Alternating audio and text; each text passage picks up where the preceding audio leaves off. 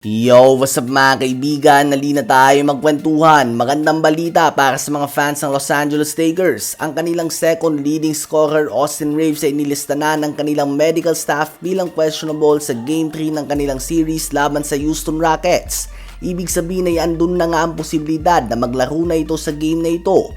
Dadaan na nga si Austin Reaves sa normal na pre-game routine at kung walang setback, walang masakit at hindi lumala ang kanyang injury ay clear to play na nga siya mga kaibigan. Sa ngayon ay hindi natin tiyak kung meron ba siyang minutes restriction, subalit idadahan-dahan nga ng Lakers ang kanyang pagbabalik. Isang injured player nga ito na sasabay sa physicality ng playoffs. Sa ngayon nga ay maganda na tinatakbo ng Los Angeles Lakers. Solid ang depensa at opensa ni Marcus Smart. Nagpapaulan din ng 3 points si Luke Kennard. Subalit kailangan nga nilang ibalik si Austin Reaves sa kanilang rotation. Isang player na may kakayahan na magtala ng 30-point triple-double. Sabihin na natin na may pagka-liability nga siya sa depensa.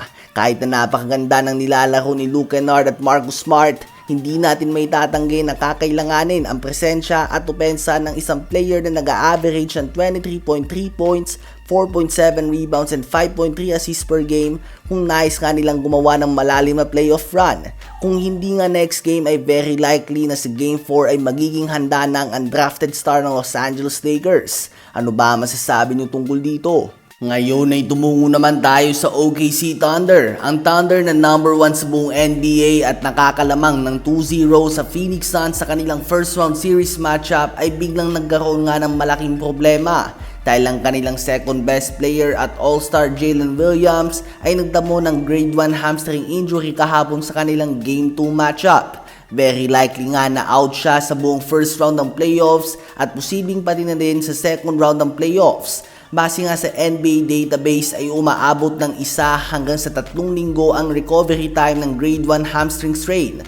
Wala ngang kahit na sino man ang may gusto na tamaan ng injury ang isang player. Subalit para sa team na tulad ng Los Angeles Lakers at Houston Rockets na potential matchup ng OKC sa second round ng playoffs ay good news nga ito. Lalo na para sa Lakers na wala pang Luka Doncic at Austin Reaves sa ngayon. Ngayon nga ay out si Jalen Williams ng indefinitely. Malaking bagay nga ito mga kaibigan, lalo na't ito na nga ang pangatlong hamstring injury ni J-Dub ngayong season.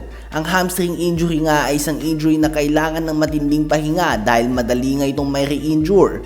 Kaya naman hindi nga magawa ng Lakers na imadali ang pagbabalik ni Luka Doncic dahil posibleng mas lumala lamang ang kanyang injury at tuluyan ng hindi makabalik sa playoffs ang Slovenian superstar. Ano ba masasabi nyo tungkol dito? Sa palagay nyo ba ay kakayanin pa din ng OKC na gumawa ng malalim na playoff run nang wala ang kanilang second best player Jalen Williams?